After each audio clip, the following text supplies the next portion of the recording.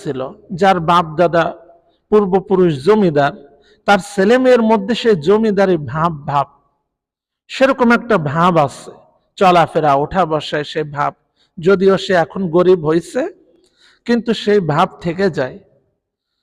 এই ভাব কোথার থেকে আসে? ওই যে ইতিহাস শুনছে যে আমার দাদা এমন ছিল, আমার পরদাদা এমন ছিল। এই যে ইতিহাস মানুষকে পরিবর্তন করে। এই জন্য আমাদেরকে জানতে হবে যে মুসলমানদের পূর্বেকার ইতিহাসগুলো কি ছিল, না হলে মুসলমানরা বিভ্রান্ত হয়ে যাবে, নিরাশ হয়ে যাবে। এই জন্য আজকে আলোচনা করব উসমানী খেলাফত সম্পর্কে। উসমানী খেলাফত শুরু হয়েছিল 1299 সাল থেকে শুরু করে 1924 সাল পর্যন্ত, প্রায় 625 বছরের মতো দীর্ঘ সময়।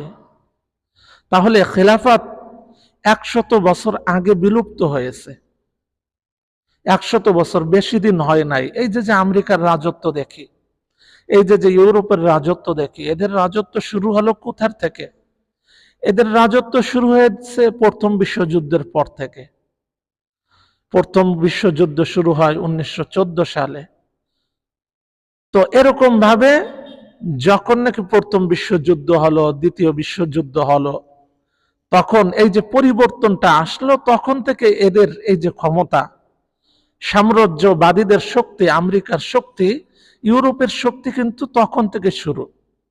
কিন্তু এর আগে সারা বিশ্বকে কে চালাইতো? মুসলমানরা।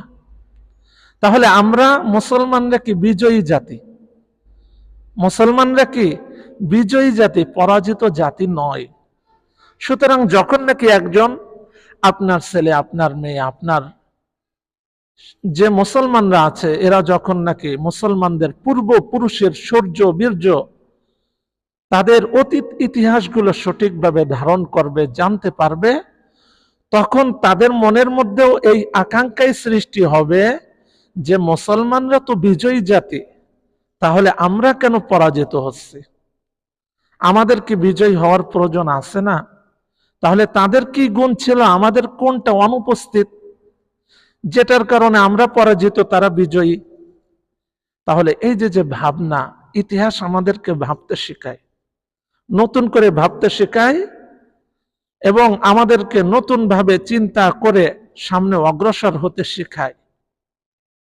উসমানী খেলাফত এই যে 625 বছরের মতো এই দীর্ঘ সময় ধরে উসমানী খেলাফত ছিল। আর এই উসমানী খেলাফত ছিল